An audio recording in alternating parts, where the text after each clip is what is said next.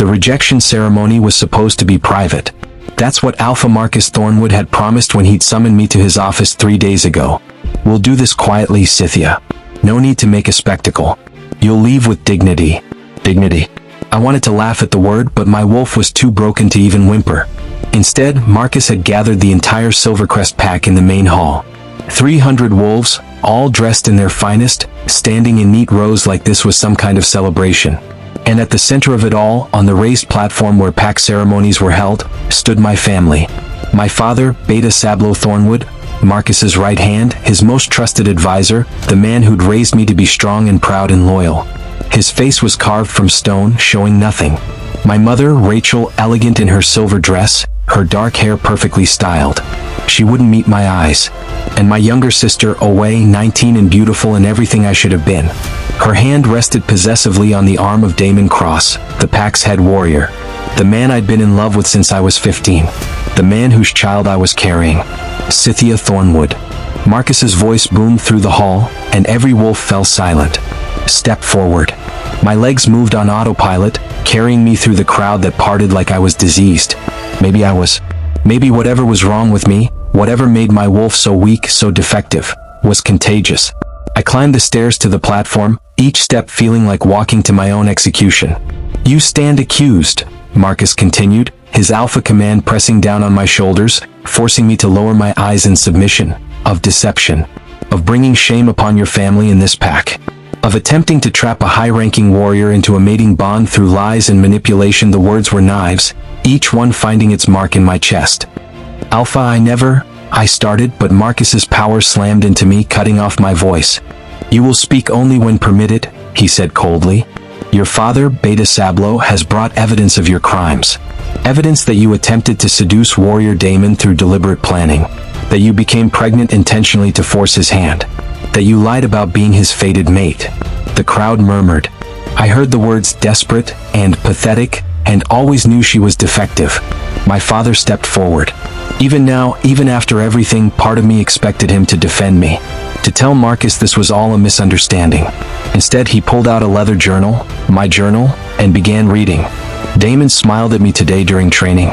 Maybe if I work harder, train longer, he'll finally see me as more than just the Beta's disappointing daughter. Sablo's voice was flat, emotionless. I know I'm not strong enough to be a warrior's mate, but maybe if I make myself indispensable, if I prove my worth somehow, he'll choose me anyway. That's not... I tried to speak, but my mother cut me off. We found wolfsbane in your room, Sphia. Rachel's voice was quiet but carried through the hall. Hidden in your dresser. The kind used to suppress heat cycles. To manipulate your fertility, Marcus added. To ensure you'd fall pregnant at precisely the right time to trap Damon before he could bond with his true mate. My head snapped up, ignoring the alpha command pressing down on me. His true mate? Damon doesn't have me. Owe stepped forward, a small smile playing at her lips. The mate bond snapped into place 3 weeks ago. Right after you told us you were pregnant. The world tilted. 3 weeks ago. Right after I'd gone to Damon in tears, terrified and alone, to tell him about the baby. Right after he'd looked at me with disgust and called me a liar. That's impossible, I whispered. Damon and we were together for 2 years.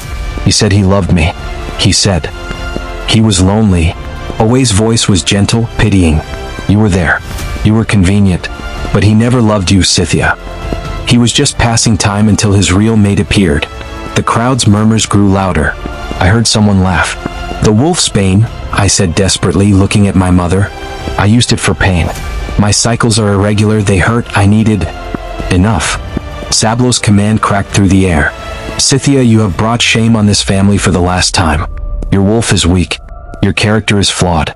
And now this calculated attempt to trap a warrior into bonding with defective bloodlines, it's unforgivable.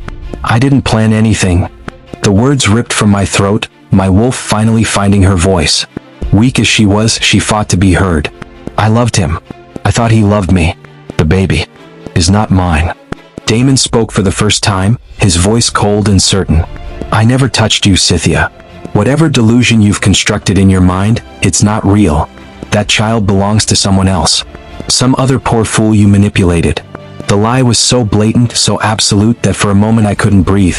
You're lying, I said, my voice breaking. Damon, please. You know the truth. Tell them.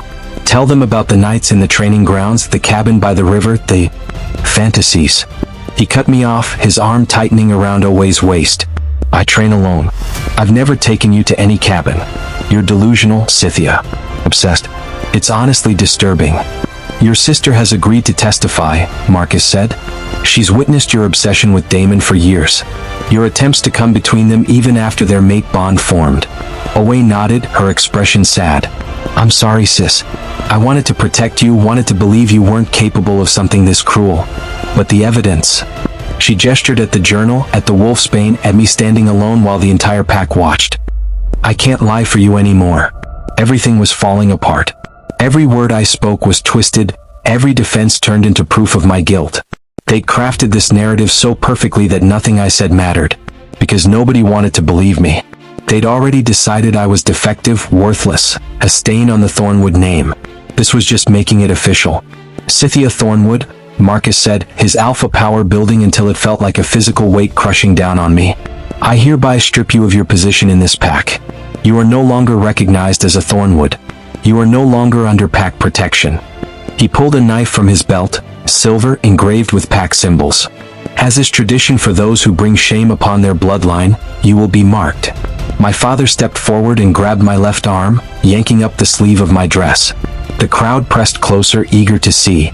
Marcus placed the silver blade against my inner wrist, over the pack mark that had been inked there when I was 13.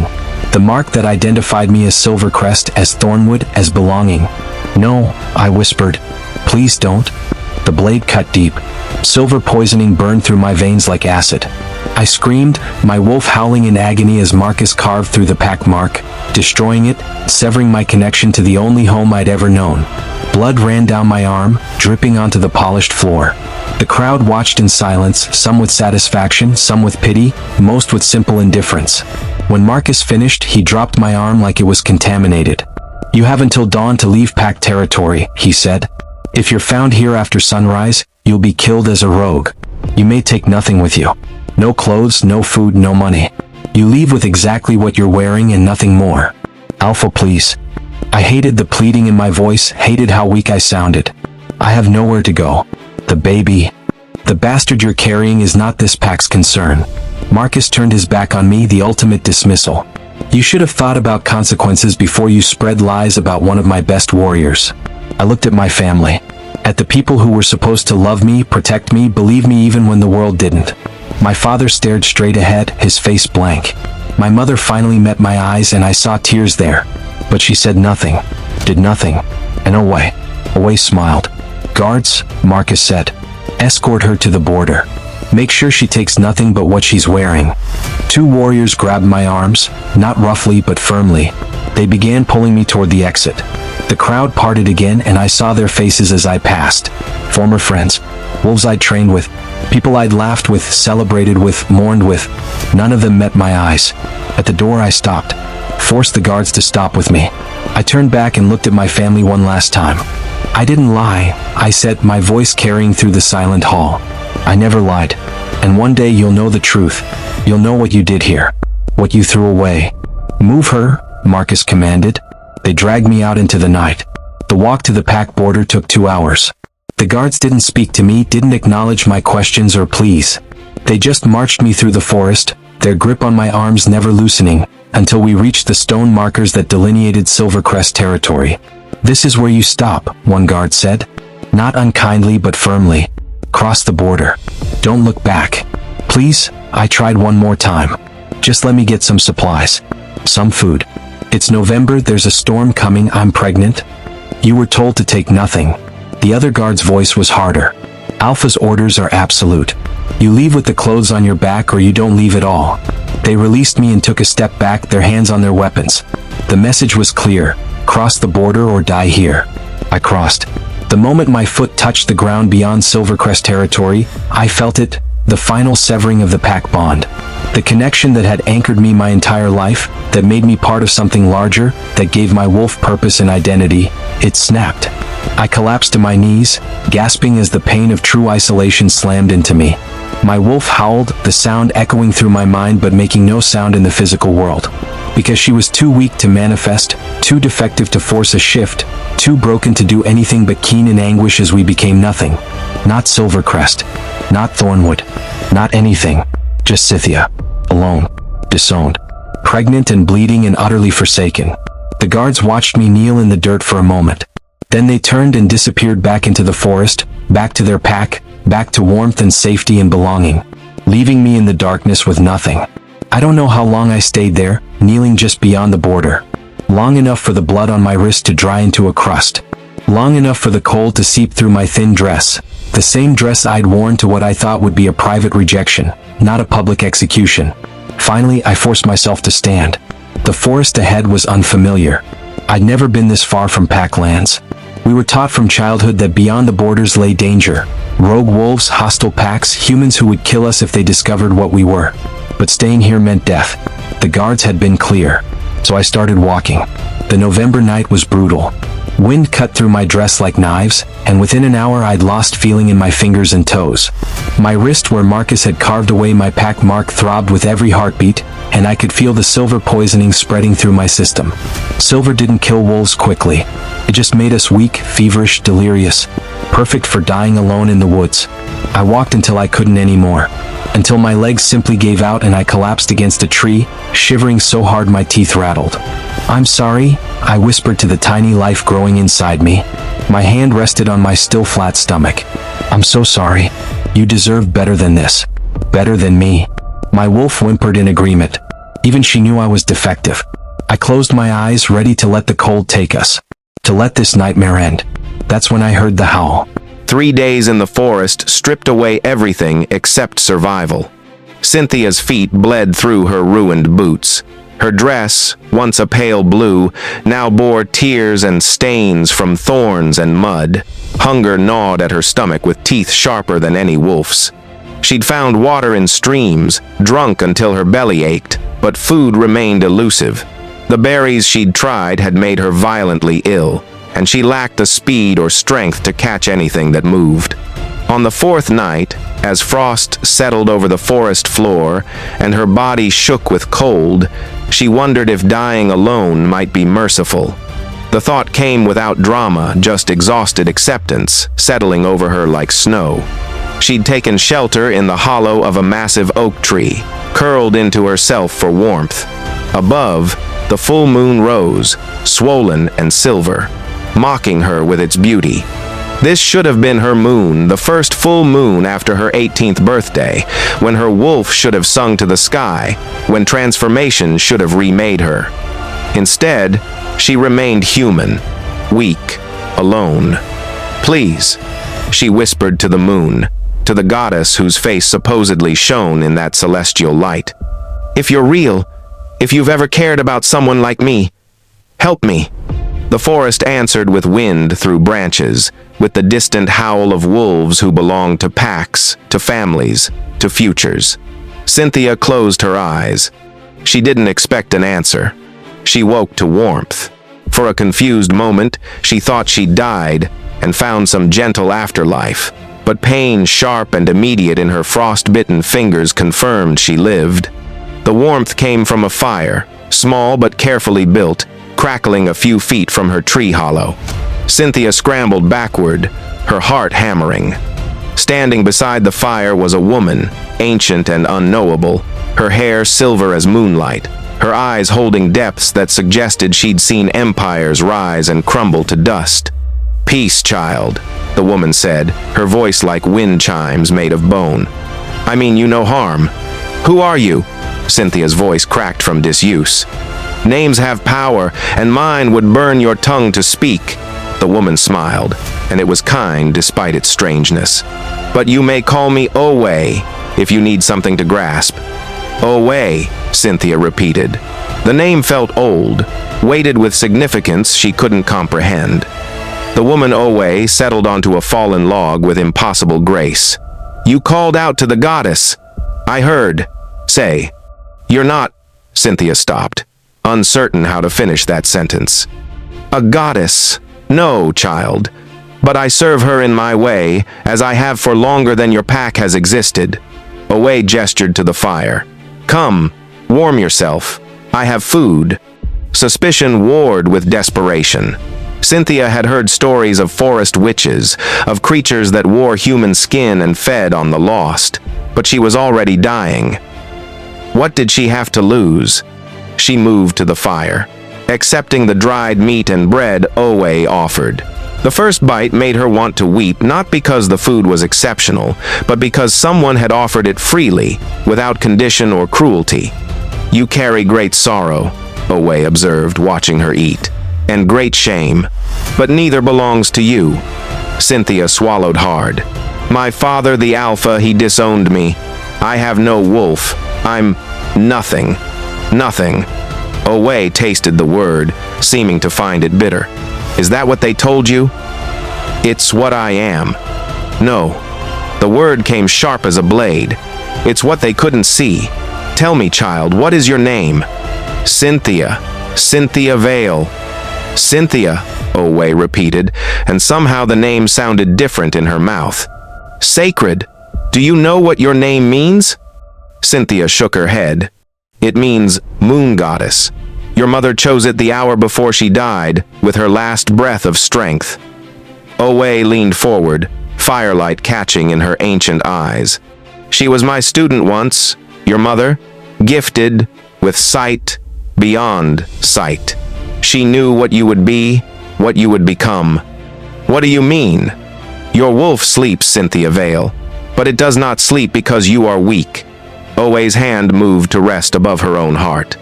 "It sleeps because it is powerful beyond measure, and power uncontrolled would have destroyed you. Your mother bound it, with my help, giving you time to grow strong enough to bear what you truly are." The words washed over Sphia like cold water, impossible to believe, yet somehow resonating with something deep inside her. "I don't understand." "You will."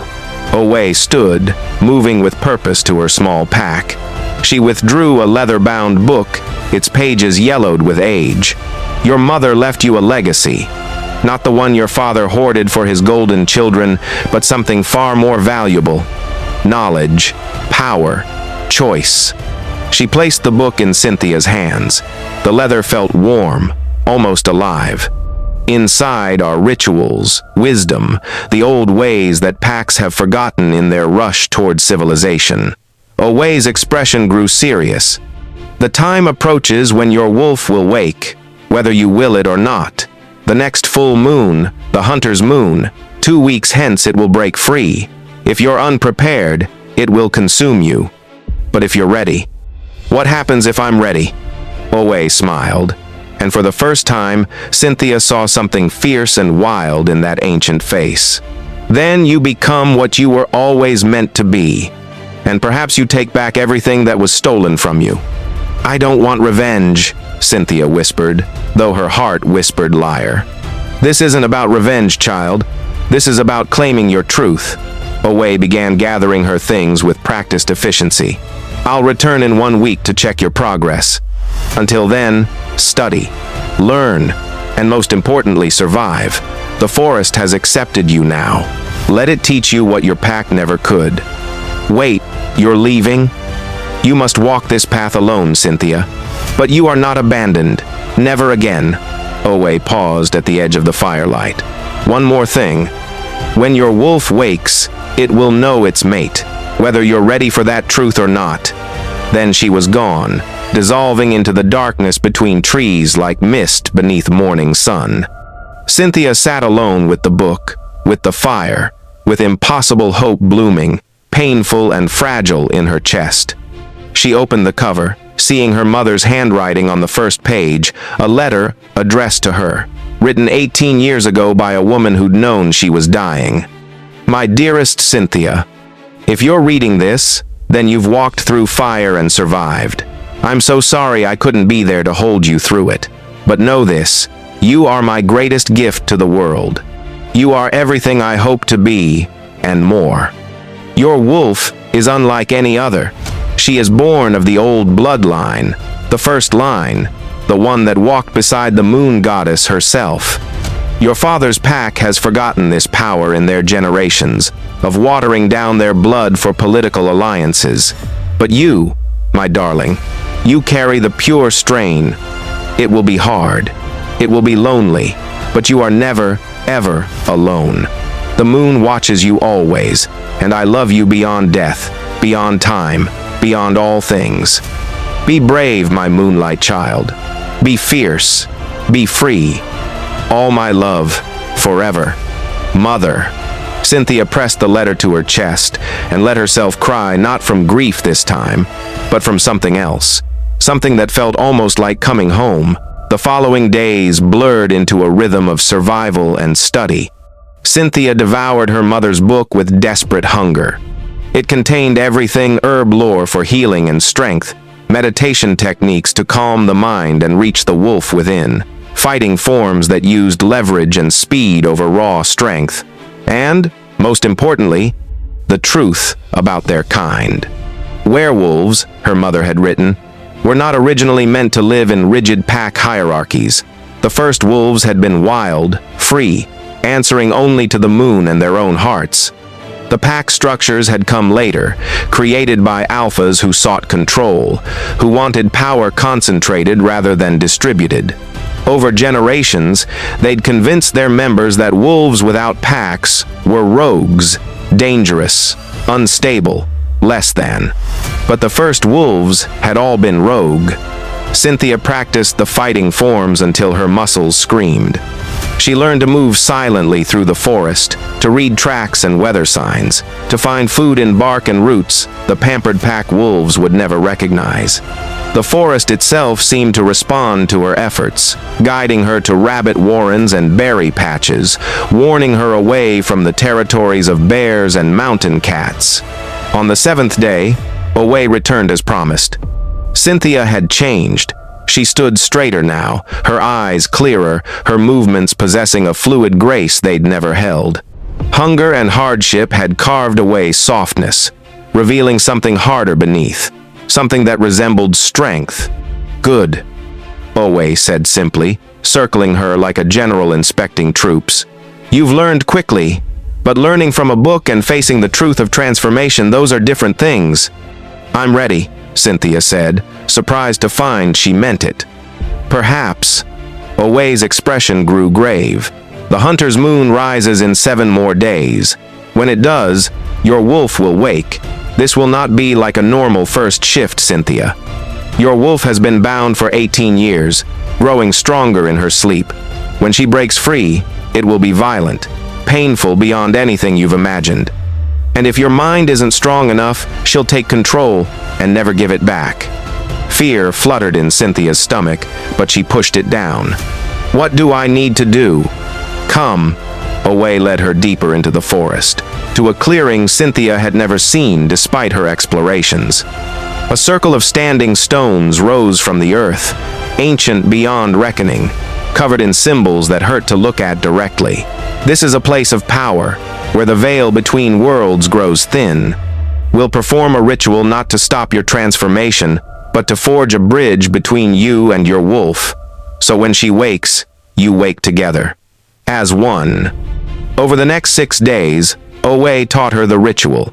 It required meditation at dawn and dusk, fasting for the 3 days before the full moon, and most difficult of all, accepting every part of herself she'd been taught to hate. Your father was wrong, Owe told her on the final day before the hunter's moon. The wolf isn't what makes you worthy. You are worthy because you exist. The wolf is simply part of you, powerful, yes, but not the measure of your value. Until you believe this, truly believe it, you'll never be whole. That night, Sphia sat alone in the stone circle, the book of her mother's wisdom in her lap, and she thought about worthiness. About how she'd spent 18 years trying to earn love that should have been freely given. About how she'd apologized for existing, for surviving her mother's death, for being herself. And she thought, enough.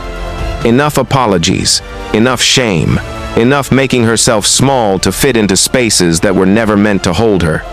The moon rose, huge and amber, the hunter's moon, named for the season when predators grew bold and prey grew scarce. Sphia stood in the center of the stone circle, stripped to her thin shift, her arms outstretched to the sky. I am Sphia Vale. She called to the moon, to the goddess, to the wolf stirring in her blood. Daughter of Elena, keeper of the old blood, I am worthy, I am enough, I am ready. The pain hit like lightning. Sphia collapsed, her body convulsing as 18 years of binding shattered all at once. Her bones began to break and reform, her muscles tearing and reknitting, her senses exploding beyond human capacity. She could smell everything, the copper of her own blood, the decay of leaves 100 yards away, the musk of a deer that had passed through hours ago. And beneath it all, power. Raw, ancient, terrifying power flooding through her veins like molten silver. She screamed, the sound morphing mid-cry into a howl that shook the trees. "Sister," a voice said, in her mind. Not Owei's voice, but something wilder, fiercer. "Sister, I have waited so long." Who? Sphia tried to form the thought through the agony. "I am you. You are me. We are whole." The wolf exploded from her skin in a shower of moonlight and transformation. Where Sphia had been, now stood a she-wolf, unlike any in living memory. Her fur shone silver white, touched with gold at the tips, and her eyes remained golden but now held an inner light, like captured stars. She was massive, larger than any alpha Sphia had ever seen. Power radiated from her in waves that made the very air shimmer. "We are beautiful," the wolf's voice whispered, and Sphia realized with wonder that it wasn't a separate voice at all. It was her own voice, the part of herself she'd never been allowed to hear. They ran. Through the forest, beneath the hunter's moon, they ran with a speed and grace that felt like flying. The world opened up in ways Sphia had never imagined. She could track the path of every creature that had passed through the forest that night, could hear heartbeats from impossible distances, could taste the coming frost on the wind. For the first time in her life, she felt complete. When dawn broke, she shifted back to human form, the transformation smooth and painless now that the binding was broken. She lay in a bed of moss, exhausted but exhilarated, her body whole and unmarked despite the violence of the night. Owei appeared at the edge of the clearing, approval written across her ancient face. "You did well, daughter of Elena. Better than I'd hoped." Sphia sat up, marveling at the strength in her limbs, the clarity in her mind. "What happens now?" "All. Now," Owei's smile turned mysterious. "Now you live, but destiny has a way of finding those who walk the path meant for them. 3 days hence, the Alpha King calls a gathering. All packs within 500 miles must send representatives. Your father's pack will attend." Something dark and satisfied stirred in Sphya's chest. "Will I be there?" "That depends. Do you still think you're nothing?" Sphia stood, drawing herself to her full height, feeling her wolf stir contentedly beneath her skin. "No, I know exactly what I am." "Then yes," Owei said, "you'll be there, and the whole world will see." The Alpha King's gathering took place at the ancient meeting grounds, a massive amphitheater carved into a mountainside by wolves long dead, where pack business had been conducted for millennia. Every generation, the Alpha King called such meetings to settle disputes, forge alliances, and remind the packs who ruled supreme. Sphia approached alone 3 days later, wearing clothes Owei had provided, simple but well-made, dark leather pants, and a fitted jacket that allowed freedom of movement. Her hair, which had been limp and dull during her time with the Silver Moon Pack, now shone like spun gold, and her golden eyes held a light that made others instinctively step aside as she passed. She looked like what she was, dangerous. The amphitheater buzzed with hundreds of wolves from dozens of packs. Alphas sat in positions of honor with their favored children and advisors. Warriors lined the walls. The air thick with dominance displays, political maneuvering, and barely suppressed violence. And there, in the Silver Moon Pack section, Sphia spotted her father. Alpha Marcus looked smaller than she remembered, his face lined with stress she'd never noticed before. Beside him sat Vivienne, draped in expensive furs, and Sablo, beautiful and cold. surveying the crowd like a predator choosing prey. None of them had seen her yet. Sphia found a space in the neutral area where wolves without pack affiliation were permitted to stand and waited. Her wolf paced beneath her skin, eager but patient. They'd come too far to rush this. A hush fell over the amphitheater as trumpets sounded. The Alpha King was arriving. Sphia had heard stories of King Rachel her entire life. He'd taken the throne 15 years ago after a brutal challenge that left his predecessor in pieces. He ruled the territories with an iron fist, maintaining peace through strength and the very real threat of his displeasure. Some called him a tyrant, others called him necessary, all called him dangerous. The king entered from the eastern passage, and even Sphia, who'd prepared herself, felt her breath catch. Rachel was enormous, his frame built like violence given flesh. His black hair fell to his shoulders, and his eyes goddess. His eyes were so dark they seemed to swallow light. He moved with a predator's grace, power rolling off him in waves that made every wolf in the amphitheater instinctively want to bow. He wore simple clothing, black on black, no crown, no ceremonial nonsense. He didn't need symbols of authority. His presence was authority. But it was his scent that made Sphya's wolf suddenly surge forward, nearly taking control. Pine and smoke and midnight storms, wrapped around something darker, something that called to her blood like a song she'd always known but never heard. "Mate," her wolf whispered, the word reverberating through Sphya's entire being. "That's our mate." No, not possible. The Alpha King? But her wolf didn't lie, and as Rachel's eyes swept the crowd, they suddenly stopped, locked onto her location with laser focus. His nostrils flared, his entire body went rigid. He'd scented her too. For a long moment, nothing else existed except the space between them, charged, electric, impossible. Then Rachel's expression shuddered, becoming unreadable, and he turned to address the gathered packs. "Let us begin."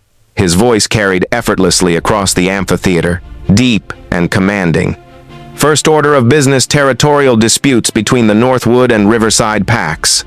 The meeting proceeded, but Sphia barely heard it. Her entire focus remained on the king, on the mate bond singing in her blood, on the way his jaw tightened each time his gaze slid in her direction before jerking away. He felt it too. He knew. Hours passed with tedious pack politics, border disputes, trade agreements, complaints about rogue wolves causing trouble. Finally, as the sun began its descent toward evening, Rachel stood again. "One final matter," he announced. "It has come to my attention that Alpha Marcus of the Silver Moon Pack recently disowned his daughter. I would hear his reasoning." The amphitheater erupted in murmurs. Sphya's heart began to pound. Beside her father, Sablo looked smug, clearly expecting this to be a formality that affirmed their actions. Alpha Marcus rose, his expression carefully neutral. "My king, the girl was 18 years without her wolf, weak, unable to contribute to the pack's strength. In times of scarcity, difficult decisions must be made." "Difficult decisions," Rachel repeated, his tone unreadable. "Did you give her nothing? No provision? No protection?" "We gave her life for 18 years. That was provision enough." "I see." Rachel's eyes glittered dangerously. "And where is this weak, wolfless daughter now?" "Dead, most likely," Vivienne interjected, her voice carrying false sadness. "The forest is not kind to those who cannot defend themselves." "Show yourself," Rachel commanded, his gaze finding Sphia in the crowd. "If you live, show yourself now." Every eye turned toward her. Sphia felt the weight of hundreds of stares, saw her father's face drain of color, watched Sablo's smug expression crack into confusion, and then horror. Sphia stepped forward into the amphitheater's center, into the light. She looked nothing like the girl they'd thrown away. She carried herself like a warrior now, like someone who'd walked through fire and emerged as the flame itself. Her wolf's power radiated from her, making the nearest pack members instinctively shift back, recognizing a predator in their midst. "I am Sphia Vale," she announced, her voice carrying clearly. "Daughter of Elena, formerly of Silvermoon Pack, and I am very much alive." The silence was absolute. Alpha Marcus found his voice first. You have your wolf." "I always had my wolf," Sphia replied, her eyes never leaving her father's face. "She was simply waiting until I was strong enough to bear her power. A pity you didn't wait to see." Rachel descended from his platform, moving toward her with purpose. Every instinct screamed at Sphia to run not from fear, but from the overwhelming force of the mate bond that grew stronger with each step he took. Her wolf surged inside her, demanding she go to him, claim him, submit to him, dominate him. 1,000 contradictory urges all at once. He stopped 3 feet away, close enough that his scent wrapped around her like a physical touch. Up close, he was even more devastating, brutal beauty, carved from violence and will. His dark eyes searched her face, seeing things she wasn't ready to show. "Sphia Vale," he said, and her name in his voice made her shiver. "Do you know what you are?" "I'm beginning to understand." "Let me make it clear." He raised his voice so all could hear.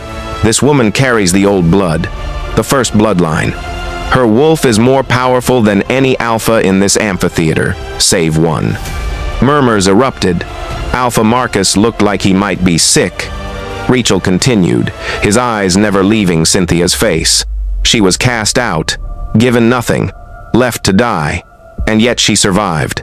She transformed. She came here not for revenge, though she would be justified in demanding blood. He paused. She came here for acknowledgement, to be seen for what she truly is. He turned to address the gathered packs. "Let it be known throughout all territories, Sphia Vale is under my personal protection. Any who threaten her, answer to me. Any who would call her weak or worthless will learn otherwise." Then he did something that made every wolf in the amphitheater gasp. The Alpha King, ruler of territories, the most powerful wolf in 500 miles, knelt before her. Not in submission, Rachel would never truly submit, but in something else. Recognition, respect, and more than that, the beginning of something that would either save them both or destroy them utterly. "You are my mate," he said simply, the words carrying to every corner of the amphitheater. "The moon has chosen, and I claim you, Sphia Vale, in front of everyone, so that there can be no doubt, no question, no one who would dare suggest you are anything less than a queen." The world tilted. Sphia stared down at this terrifying, powerful man kneeling before her, offering her not just his protection but his throne. Behind her, she heard her father make a choked sound, saw Sablow's face twisted with jealousy and rage, felt the weight of hundreds of eyes, all seeing her, truly seeing her for the first time. She thought of the girl she'd been 3 weeks ago, broken, ashamed, willing to accept being nothing. That girl was gone. Sphia reached down, her hand trembling only slightly, and cupped Rachel's face. His skin was warm, his jaw sharp enough to cut, and when their eyes met, she felt the mate bond snap fully into place, a connection so profound it rewrote something fundamental in her soul. "I accept," she whispered, then louder, for everyone to hear. "I accept." Rachel rose, and before Sphia could process what was happening, he pulled her against him and kissed her, claiming, possessive, a kiss that declared ownership and partnership in equal measure. The amphitheater erupted in howls, some celebrating, some shocked, all acknowledging what had just occurred. When they broke apart, Sphia was dizzy, her lips burning, her wolf singing with satisfaction. Rachel kept one arm around her waist, holding her against his side as he addressed the Silvermoon Pack. "Alpha Marcus, you cast away a treasure beyond price. You called her nothing. You were wrong." His voice dropped to something dark and promising. "For this insult to my mate, your pack will pay restitution. We'll discuss terms privately. But know this, you've made an enemy of your king today." Alpha Marcus looked like he wanted to argue, but one look at Rachel's face at the barely leashed violence there, and he simply nodded, his shoulders slumping in defeat. Cynthia felt something inside her loosen. Not forgiveness, she wasn't sure she'd ever forgive, but closure. She didn't need her father's love anymore. She didn't need his approval or acknowledgement. She had found something better. She had found herself. "Come," Rachel murmured against her ear. "We have much to discuss." He led her from the amphitheater, his hand never leaving the small of her back, his presence a shield against the world. Behind them, the gathering dissolved into chaos packs, arguing, discussing, already spreading the story that would echo through territories for generations. The story of the girl who was given nothing and claimed everything.